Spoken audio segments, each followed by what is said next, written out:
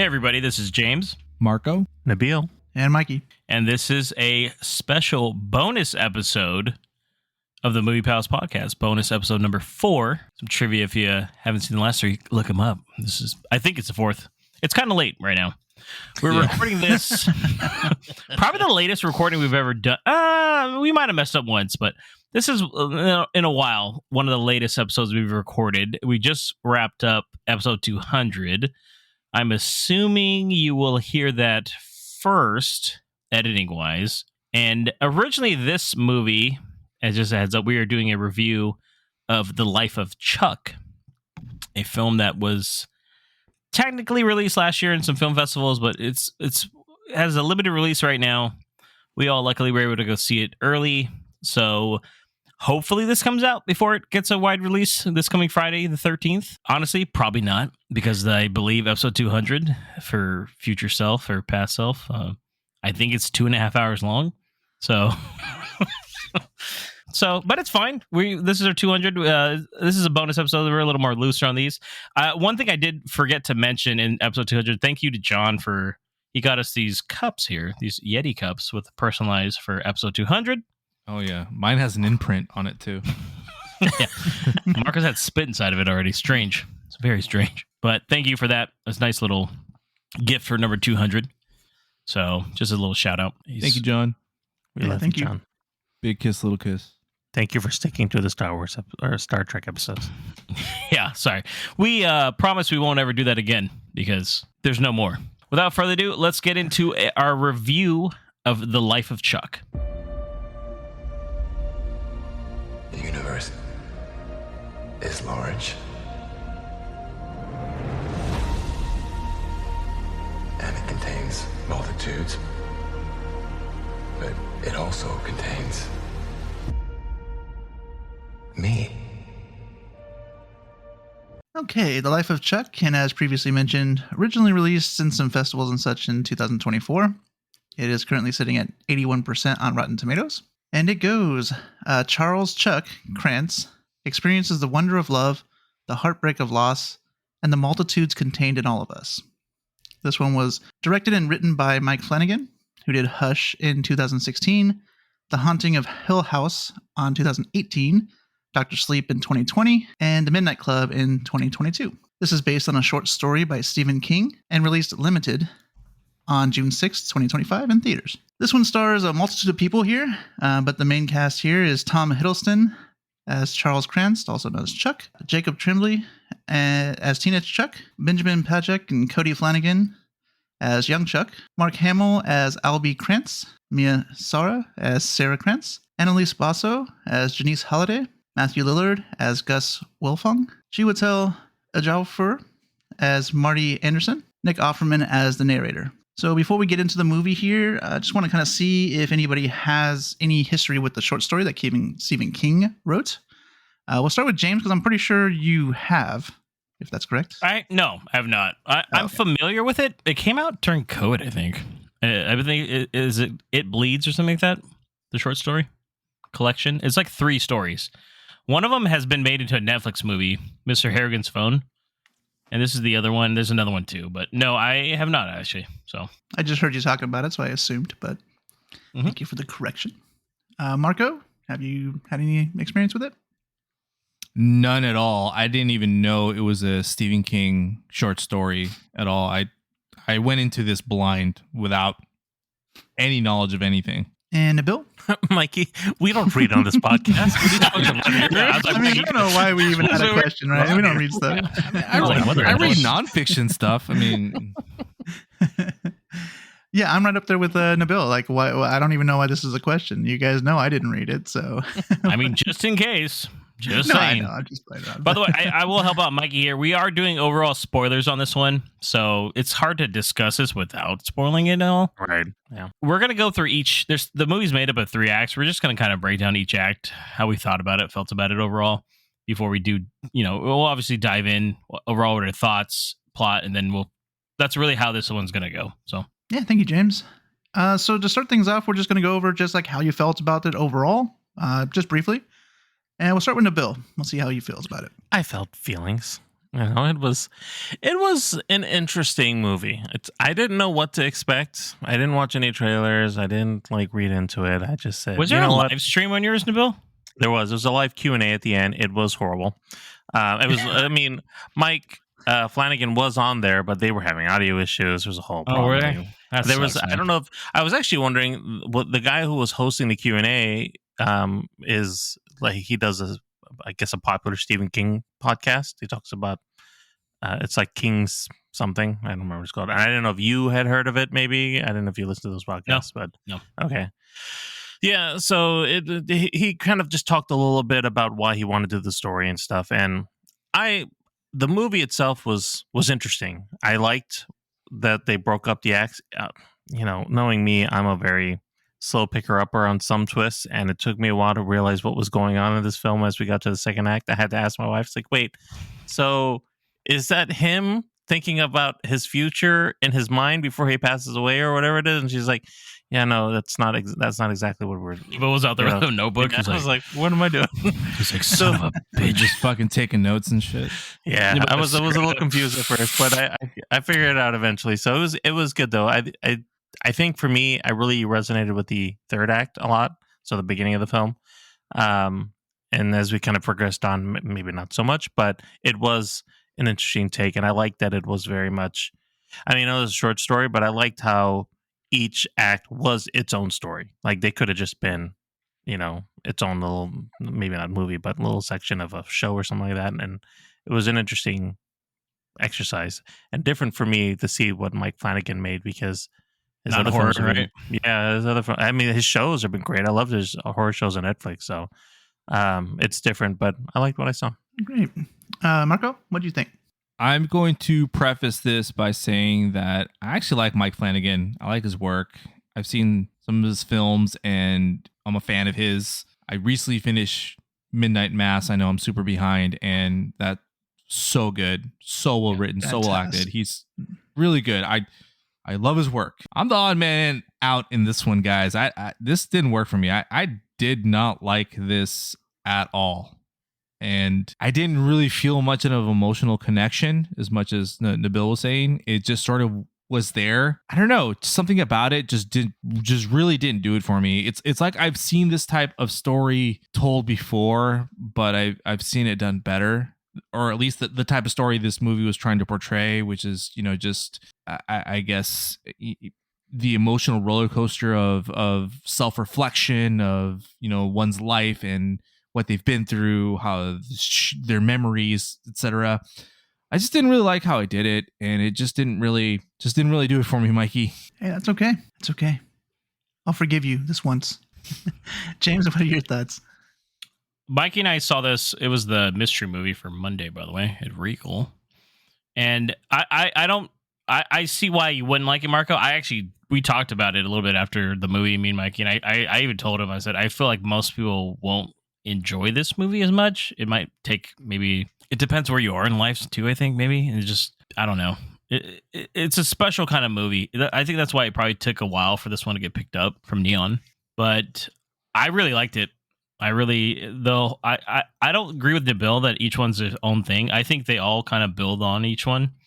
And it's kind of going from like the death of someone and what led to these things. And the overall message I thought was really beautiful about living life, even though if like everyone dies, right?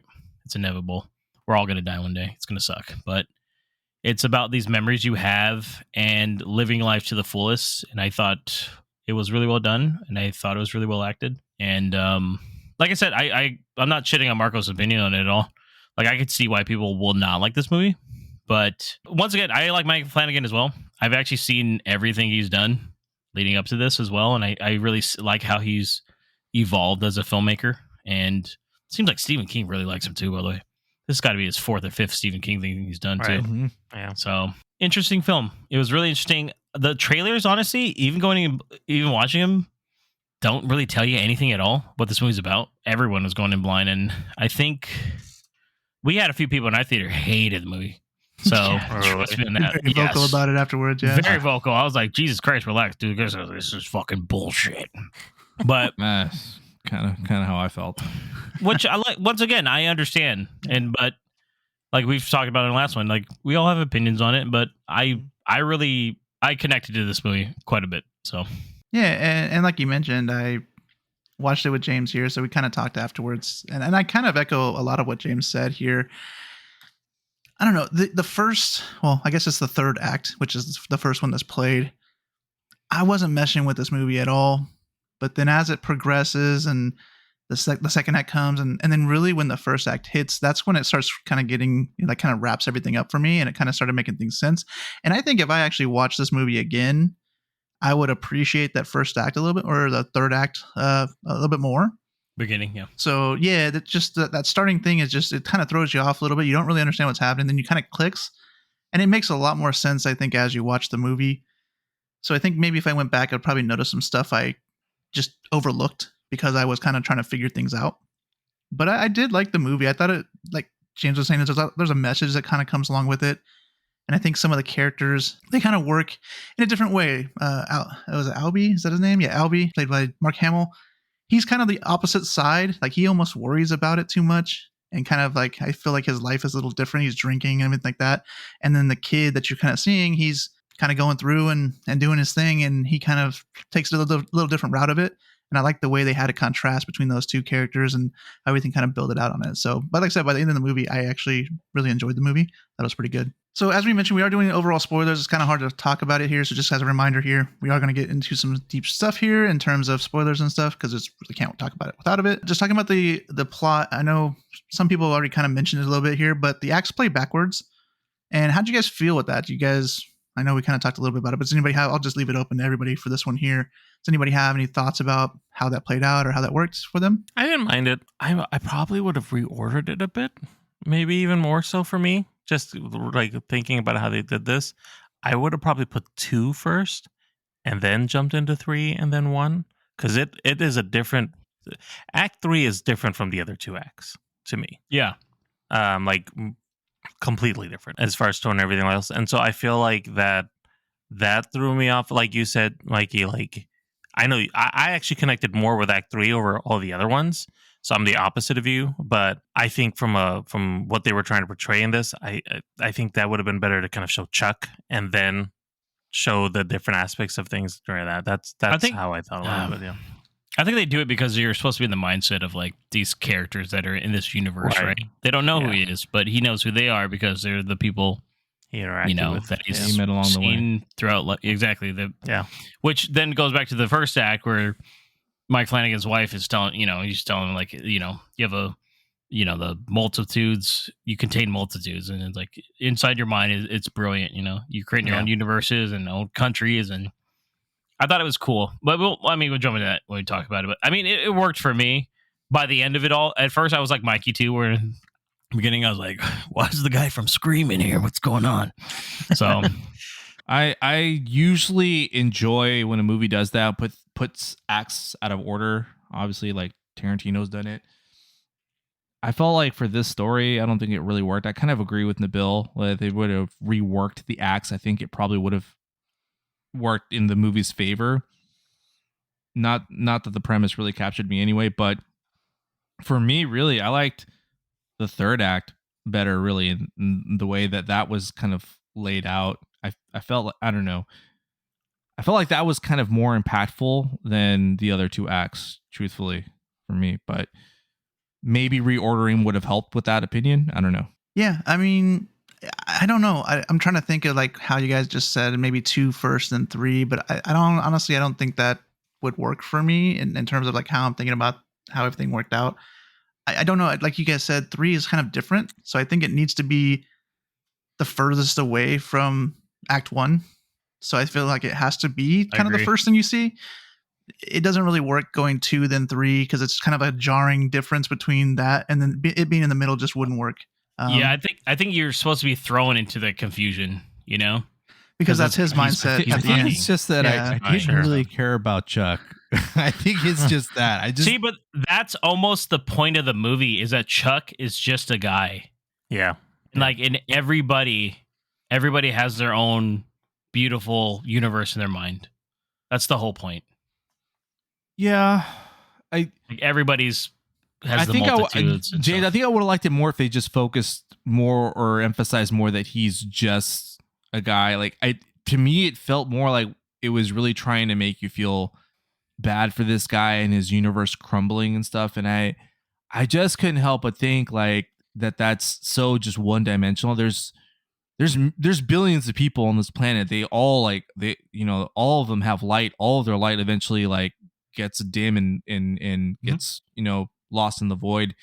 I wish it would have focused a little more on that and not as I know he's the main character and everything, but if it wouldn't have been so centered on him, I guess they have to follow someone. And I mean, it's very Stephen King. I think I would have enjoyed it like following an ensemble. I thought that's what it was going to do, where it was going to like follow this person and that person and that person. And when it didn't do that and solely focused on him, it did have its ups and downs, but I was just like, not really what I bought into. Maybe that's something I put in my head and I shouldn't have, but that's just kind of how I viewed it. No, I get it. But it's supposed to be like, that's why he's just such a normal, like everybody in that mind, they don't know who he is, Yeah. And, let's jump into the breakdown now, Mikey. Yeah, let's go ahead and we'll just start from the beginning, which is Act 3. This is basically it's called Thanks Chuck is like the name of the act, and they really go through, and it's kind of towards the end of his life, he's dying, right? And which you don't know, by the way. Yeah, you don't know at this time here, but he's basically, the world is like almost like apocalyptic kind of stuff's happening to kind of go through.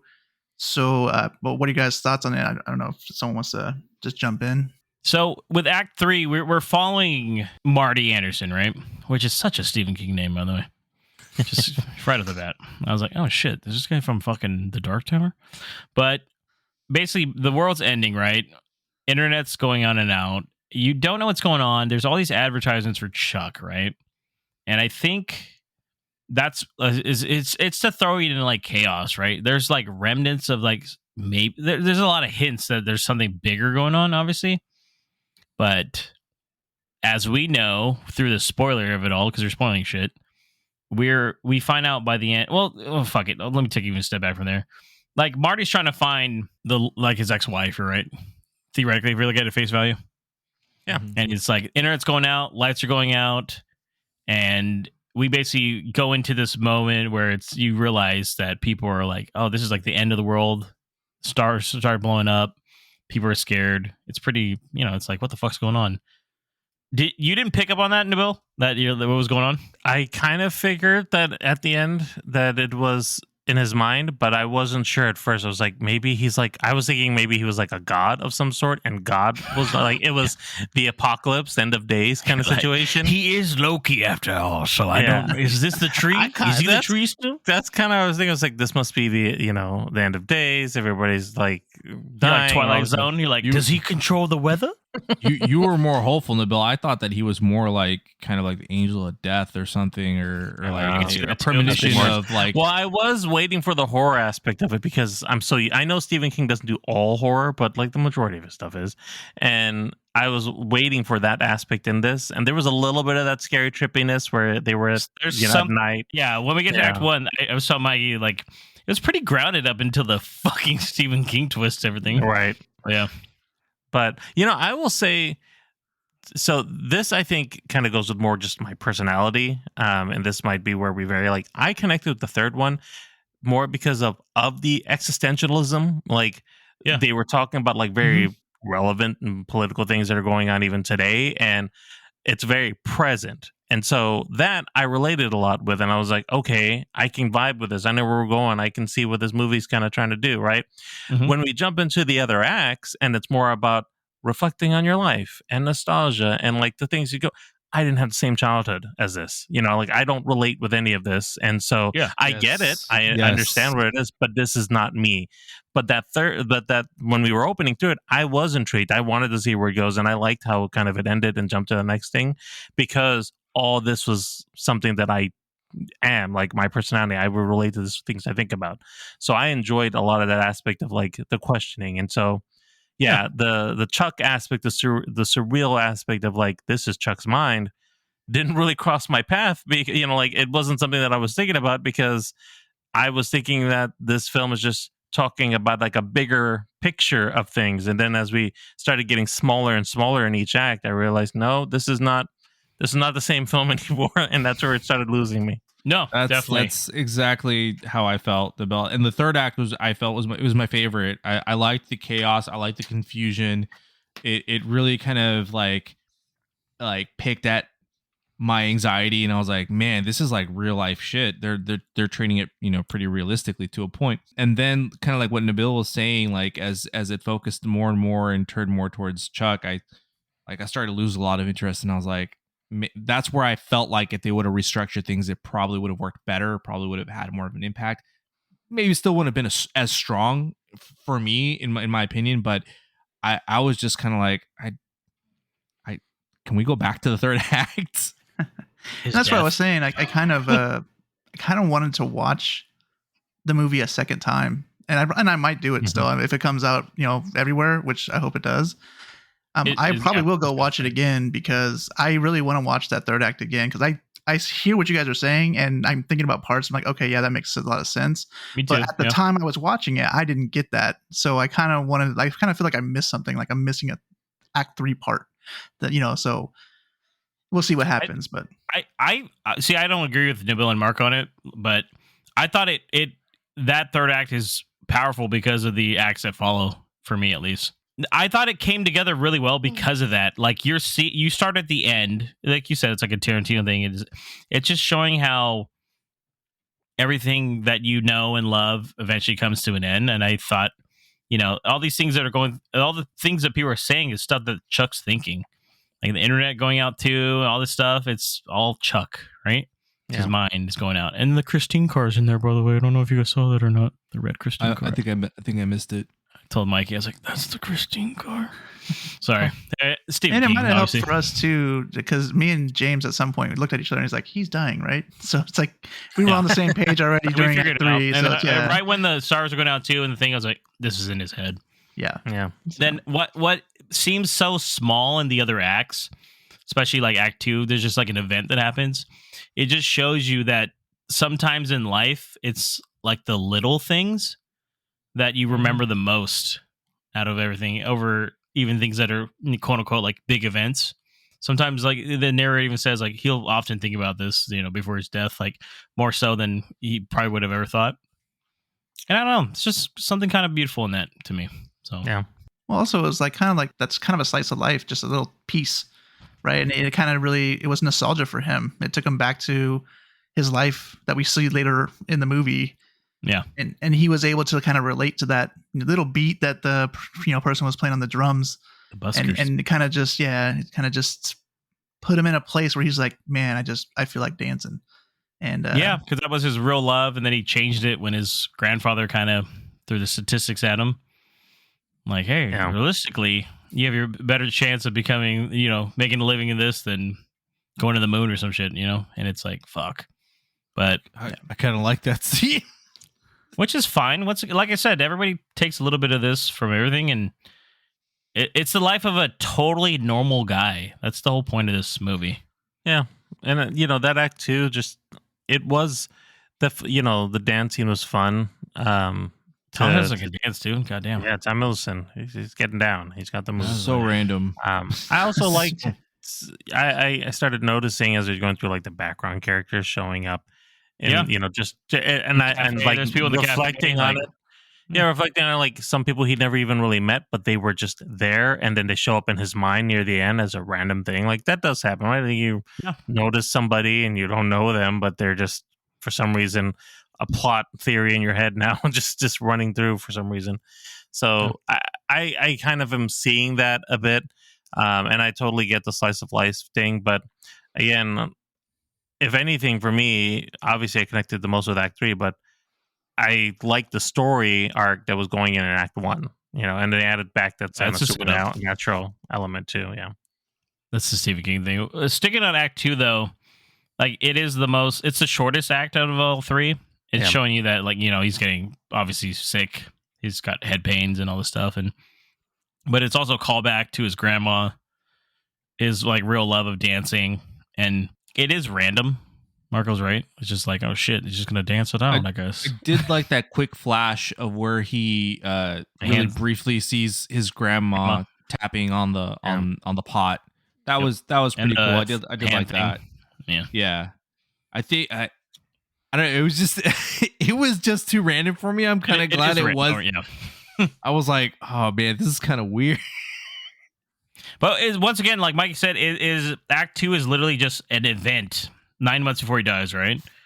Where he basically kind of relives like something that's just really beautiful to him that he's missed out on. And even when they're like, "Why'd you start dancing?" He's like, "I don't know." You know, he can't even answer it. He's like, "I'm not even sure why I did that." I think it was a self-reflection, really. And I know I mentioned that before, but really like him thinking back on like what is, like you said, James, what his real passion was, which was dancing. And because he was really good at it too. Yeah, because he had that conversation with his grandpa and he did a career change. Like he was sort of like kind of looking back and saying like, I was kind of missed out on that. Happier doing that than what I'm doing right now. Yeah, which leads us to Act 1, which is the setup of the entire movie.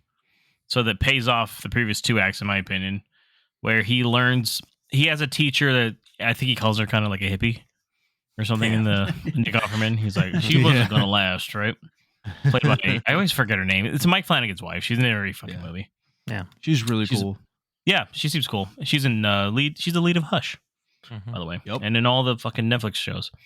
But she kind of opens his mind up to like not worrying so much about everything else, and like, you know, in every, she's the one that says like, what's between my hands, you know, and it's his mind, right? And between the mind is like, in your mind, you're creating all these beautiful things throughout life. And I thought, I found that I like that scene a lot. I thought it was something where, especially just I've been down a little bit lately, and I think it was nice just to see kind of like an uplifting, inspiring kind of message, where it's like, you know, even though there's like a lot of dark days ahead, there's like a lot of beauty and everything still. So like appreciate kind of everything, you know? That's kind of where I like the third act better, is where like you have moments where random strangers were helping each other or talking to each other. Like Marty has that walk with the funeral home owner, and it felt more communal rather than individual. And I felt like as the movie stripped down more and more, it got more to the individual level. But I liked more of the, you know, when times are tough and everything, like we can group together and be like a community still and help each other type of thing. And I wish it would have had more of that type of thing, where it's not just, you know, not just so much individualism, I guess, with Chuck, you know. I can see that. But they are also just people from his own thoughts and imagination. So theoretically, all those things they're saying is all Chuck. Stuff he's heard. Right. Yep.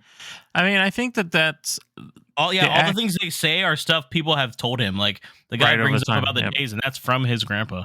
And that's the last, he's starting to remember those things before his mind goes, you know, which is really, really special, I think. Yeah, I think that Act 1, just in general, is a good setup to, like, again, I think for me, the reordering would make all the difference. But the Act 1 really does kind of focus into where he's at in Act 2, right?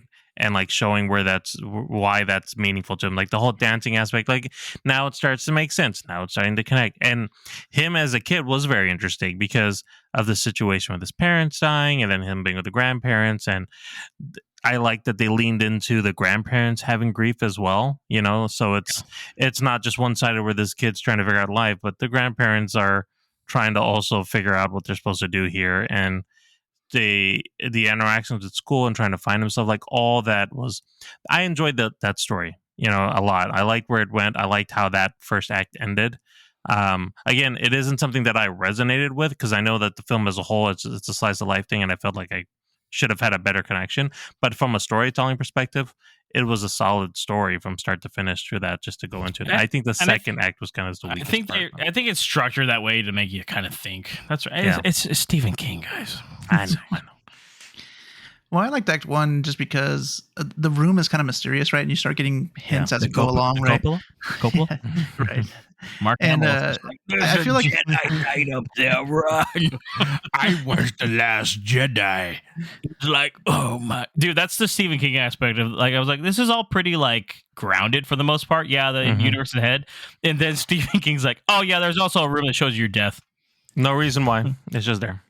yeah, but That's I feel like it kind of shows like Albie took it differently than Chuck did, right? And I Yeah. feel like okay, now you know. It's like, what are you gonna do now? And it's like basically it's trying to tell you like it doesn't matter if you know or don't know, just live your life to the fullest kind of thing, right? So Albie didn't do that. He drank and just sat in his desk and did numbers all day long. And he kind of Waiting to die, convinces basically. Chuck to do that. Yeah, he's just waiting around. He knows it's going to happen. He's just kind of waiting there.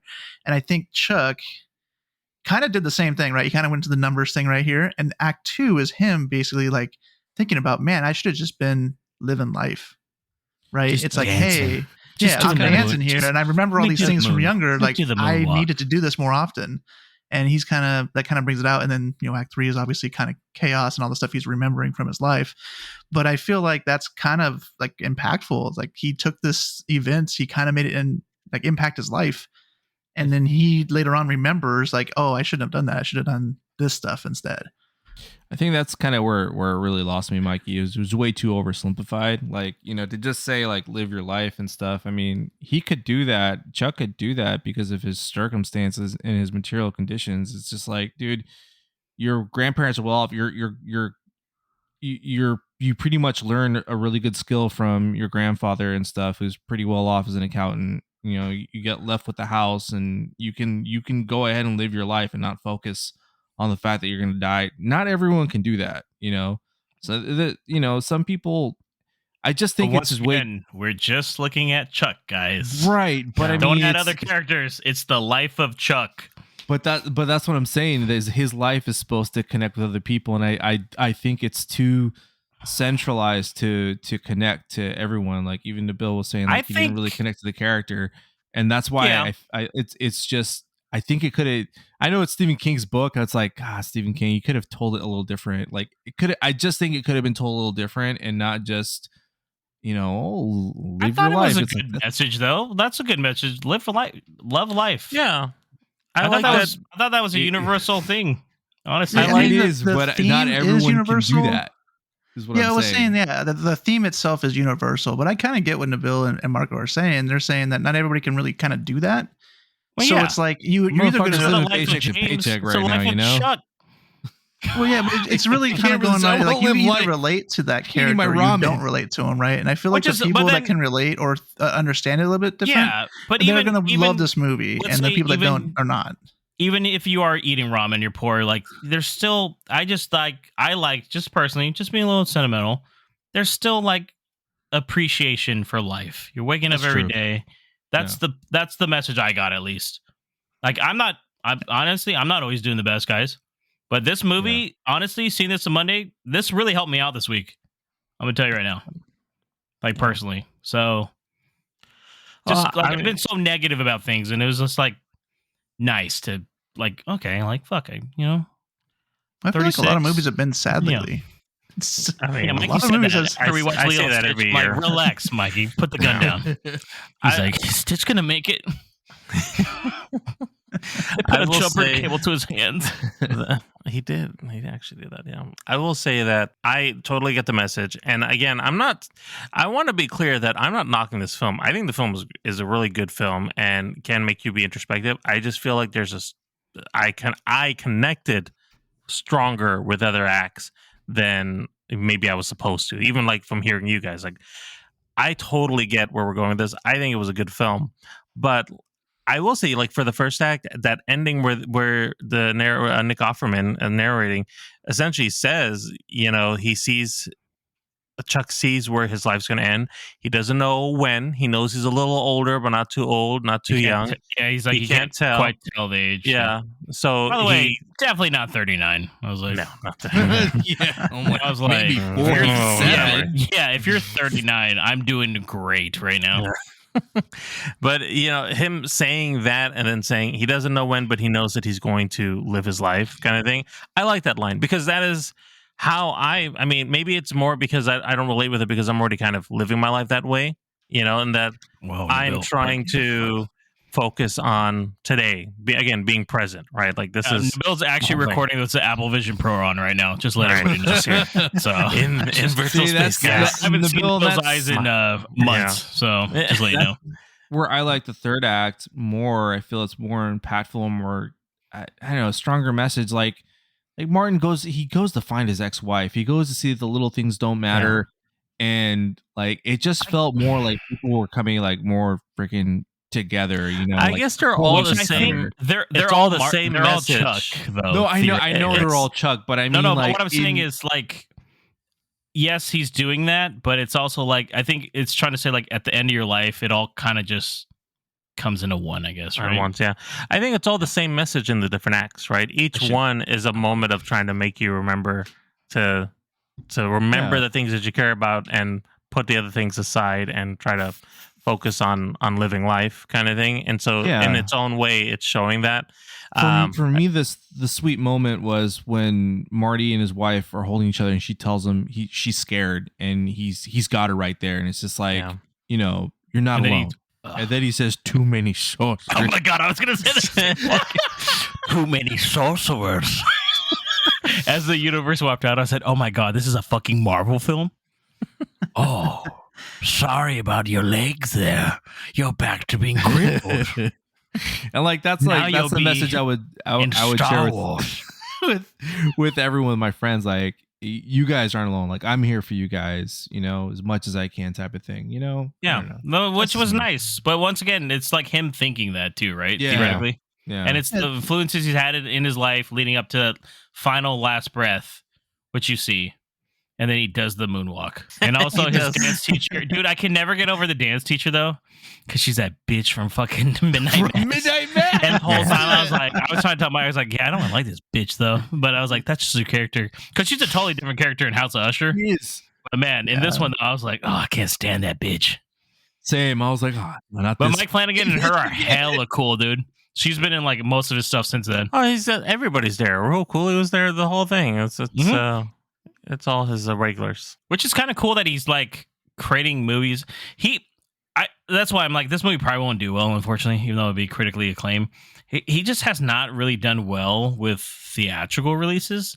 He does better with TV shows because he gets a lot more time to like expand Flesh them. out. For God's sakes, House of Usher, every episode's like one sibling, right? I would have loved this to be a series, to be honest. No, it's a short story. You know. I know it's a short he's story. with the Dark Tower, Nabil. Let him But- finish. No, the Dark but Tower, I'm please. saying if he is, Please. well, I didn't know he's in Dark Tower. We got to read. He's working on it right now, and he just wrote the Clayface script. He's a busy man. Okay. I think I like that, Dr. Sleep. Shit. I think that Yeah, each but one of these acts, terrible. each one of these acts sitting with an hour each, maybe Yeah, would have if given it's- it a bit yeah. more in a It's again- series. The short miniseries, stories. It's yeah. a really short story. Yeah. Yeah. I mean, once again, not shitting your opinion. It's just, I just like for me, I just super connected with it. But I like I said, I talked to Mikey when we got out, and I was like, I can see why people won't like it though. Well, any final thoughts with anybody that they want to go with before we toss a rating out? I want to say one thing: all-star cast though. Yeah. Damn, dude. Great, That's good. great cast. Just kept Yeah, busting people in. I was like, what is the guy from Scream doing here? All the Marvel B-side characters, got to shine. I Karen like Gillan was that. on there. Yeah, she was great. Yeah, but- she was. She's like, hey, remember me? I'm usually blue. I'm usually I've blue. done four or five films. I Yeah. will agree with that, with what James said right there. The cast was great. I think the performances were really good too. I think the writing was good too. The direction, I like how Mike Flanagan directs and everything. It's just really Mark the Hamill, story. surprising, by the way. Oh Yeah, yeah. Having more dramatic chops. I like his kind of older age where because he was doing all the voice Marco, acting. wait, hold I on, like Marco. the- Have you watched House of Usher or no? No, not yet. Okay, That's- I won't that's say what anything, I'm but doing he's next. really good in that one. Yeah, he is. Yeah. He's their like family lawyer. He's like, oh shit, and, like He's a That good show's good dramatic just in actor. general. Mm. yeah. He's like, I was a Jedi Knight. Okay, great. Well, here you go. He's like, I fought the Sith. But yeah, I'm glad it worked for some of you guys. It just didn't work for me. I saw this movie by myself at the Alamo Draft House, Dude, at what 10 the fuck? You should have told at 10:25. That's too late to watch this movie, on bro. Friday night. And luckily, everyone who was in the theater, all 5 people that were in there, were all watching by themselves. I was almost going to be like, guys, you all just want to sit together. And one guy, one guy didn't even. He as soon as the credits hit, that dude just walked up and left, and I was like, I feel it, dude, feel it. He was like, maybe installed too. Oh, dude, yeah, I was like, man, he said tap twice. Jesus Christ. Tap twice. So I was like, after the third act, I was like, man, I'm really debating just leaving, just telling the guys, yeah, you guys got this one. No. I actually was like, I don't. It's nice having the contrast, though. I feel like it's nice when someone doesn't like it and other people do. Like, dude, I guarantee you, Janelle would hate this movie. Let's go ahead and do a rating. Let everybody know if you recommend to watch it. And I will start with Nabil. Talking to you guys a bit more, I think it's up my rating a bit to make it appreciate more than maybe I thought. So now I was giving it a 3.5 star, but actually I think I'm going to give it 4 stars. I do. Hearing more in your guys' take, it made me appreciate some of the nuances of what the story is. So yeah. By the way, Mia Sarah is in this movie, and she has not been in a movie in like 14 years or something. Looking great. Yeah. Dude, really pretty still. I was just know her from Ferris Bueller's Day Off and Legend. Yeah, same. I had the biggest crush on her, like in Ferris Bueller's Day Off. Like, yeah, when I saw her, I looked at my wife and said, is she from Ferris Bueller? Is that the girlfriend? He's like, yeah, that is. I truly like that casting. She was awesome. She was charming this movie. I think Flanagan, he's almost like a Tarantino with like, he gets actors that haven't acted in a while. Like he's the first one to get Mark Hamill back into like doing different roles outside of Star Wars. Mm-hmm. So it's kind of nice, man. The Star Wars. Sorry. I won't have it again. Sorry. James, how do you feel about this one? What'd you rate it? Yeah, George Hurley says, well, the reason why the acts were that way, was because I wanted you to think. George, you didn't direct this movie. Yeah, I could have though. No, but it's like poetry. They rhyme. You know, the beginning is the end. The end's the beginning. You know. Yeah, it's poetry, Nabil. You wouldn't. Why would you ruin the poetry? Special guest appearance, George Lucas. No, I give it 4 stars too. I recommend. Like I said, opinions are going to vary on this. I think if you're a Flanagan fan too, give it a look. It's a really low budget film. I think it had really good. For me, it resonated really well. I really liked it. So I would say give it a shot. And Marco? I still really like Mike Flanagan. Sorry, I don't know why I said Kevin. We're talking about Kevin Feige. That's why. I still like Mike Flanagan a lot, his work. But I'm still going to give this one 2.5 stars. That actually went up half a star talking to you guys. It was originally going to be 2, but 2.5 stars. Didn't really do it for me. But hey, if you're curious, check it out. These guys like it. But good cast. Really good cast. Yeah, good cast. But it just really didn't do it for me. And I gave this one 4 stars as well. I think it's pretty good. I think it has a shot to be something you're going to remember for a little bit. So I would say go ahead and give it a shot. If you can watch it, if it's available in your area. I think it's got potential to be something that you'll enjoy. Awesome. Thank you, Mikey. And with that is the end of the pod. This has been a bonus episode. Hope you guys enjoyed it. This is James, Marco, Nabil, and Mikey. Have a great one.